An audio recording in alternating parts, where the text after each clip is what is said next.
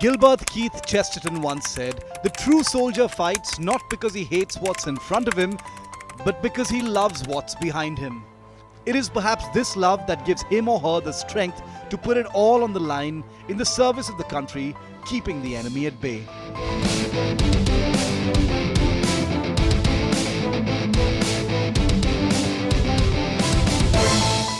And as unpleasant as war may be, it has been a big part of our history.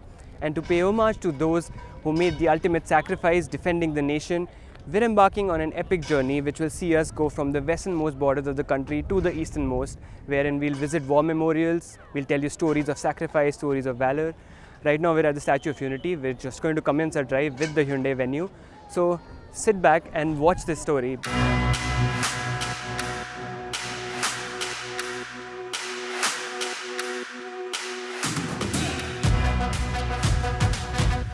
Starting from the majestic Statue of Unity close to Vadodara, Gujarat, the first leg of the Great India Drive with the Hyundai Venue took us to Bhuj and onwards to the Great Kutch area close to the Indo-Pak border. From here we headed to Rajasthan to the border town of Munabao via Barmer before heading further north towards Jaisalmer and on to Longewala.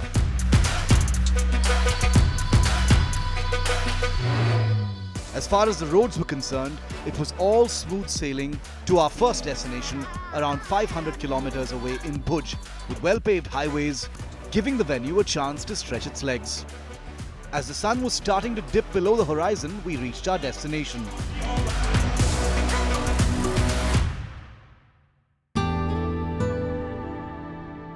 At first light, we found ourselves at the Virangana Smarak.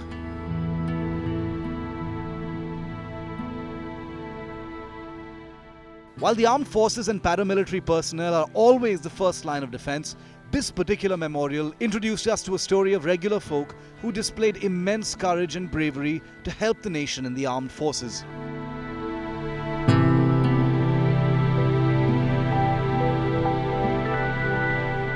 Now that's a rather fascinating story indeed. So we're here at Virangana Smarak in Bhuj.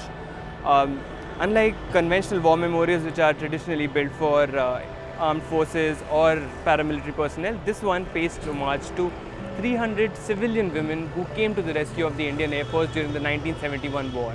Now the story goes that the Air Force station at Bhuj was raided by the Pakistani Armed Air Force multiple times, rendering their airstrip useless. So the Air Force decided to rope in locals from the Madhapur village. 300 women came up and volunteered to help rebuild the airstrip for the Air Force, and they completed the job in just 72 hours.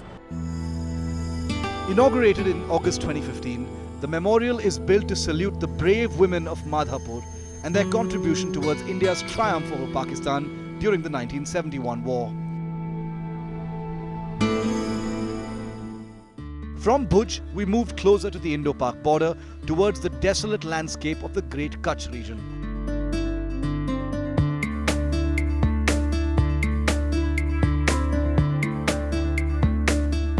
Just beyond the India Bridge, the BSF War Memorial stands tall, honouring the Border Security Force's legacy. This one isn't in remembrance of a particular battle per se, but one that pays homage to years of bravery and valour showcased by BSF personnel in their mission to guard the Indian border. The Border Security Force, or BSF, was raised on the 1st of December 1965 following Pakistan's attempts to infiltrate and capture Indian territory along the border. Until then, the border was being patrolled by local police along with assistance from the Central Reserve Police Force. The need for a specialized, centrally controlled force was quite obvious, and hence the BSF came into being and has valiantly guarded the border for over 54 years.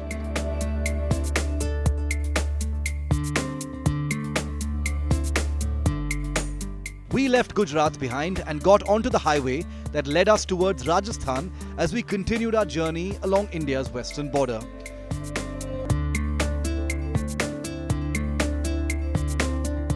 During the wee hours of the morning, as the world was waking up to a brand new day, the next war memorial we had intended to visit came into sight.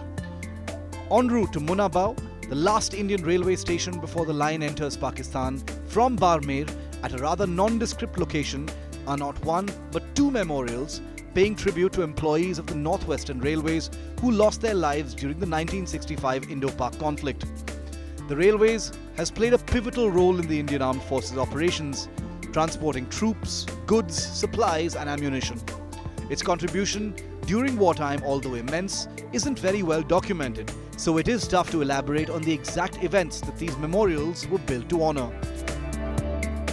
According to locals and various unconfirmed reports, the train was either intercepted by the enemy's planes and destroyed, or it first collided with another stationary locomotive, leaving it stranded on the tracks and eventually being attacked by Pakistan's Air Force. There is another memorial located along the same railway line barely a few kilometers down the road, which bears the name of 17 members of the railway staff who died on the 9th of September 1965 while on duty, ensuring the army was not deprived of supplies it so desperately needed. The list includes the 4 locomotive staff members mentioned earlier, along with other railway workers who were presumably engaged in the maintenance and functioning of the railway line. These 17 bravehearts worked together to ensure the supply lines remained functional, aiding successful retaliation by the Indian Army. Certain regions like Munabao had fallen into the hands of the Pakistani armed forces, but the determination of the railway staff to keep the supply lines in service despite the imminent danger is truly admirable and deserves more recognition than it has received.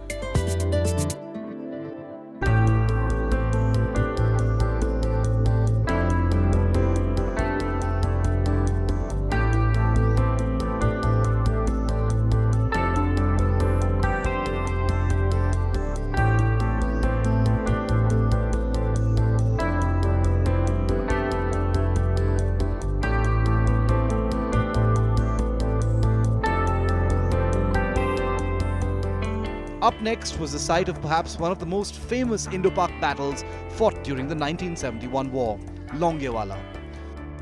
Located just a couple of hours from the busy city of Jaisalmer that's bustling with tourists all year long, Longewala witnessed one of the most emphatic wins for the Indian Armed Forces over Pakistan during the 1971 Indo-Pak War.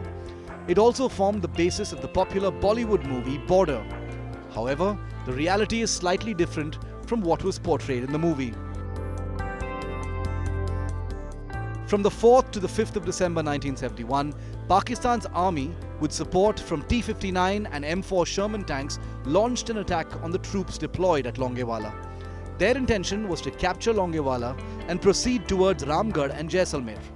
Despite being heavily outnumbered, Major Kuldeep Singh Chandpuri, who was commanding the Alpha Company of 23 Punjab, took the inspired decision of holding his position instead of retreating in an attempt to contain the attack. In the midst of intense shelling, the Indian Armed Forces fought back, laying landmines and thwarting Pakistan's advances before the Indian Air Force's Hunter fighter aircraft launched attacks on Pakistani tanks. What ensued on the night of the 4th to 5th December was a spirited display from Indian soldiers assisted by the Air Force that saw them take down 37 tanks and kill or wound 179 Pakistani soldiers. The memorial at Longewala Yudh Sthal honors the brave men who fought valiantly for the country and defied the odds to hold the enemy at bay. It houses 2 Pakistani tanks that were destroyed, as well as the posts and trenches that were utilized by the Indian Army. Longewala was the last stop of the Great India Drive in the western part of India before we head all the way across the eastern end. We salute those brave men and women who displayed incredible courage to help defend their nation from those with ill intentions, and these memorials have helped keep their legacy alive.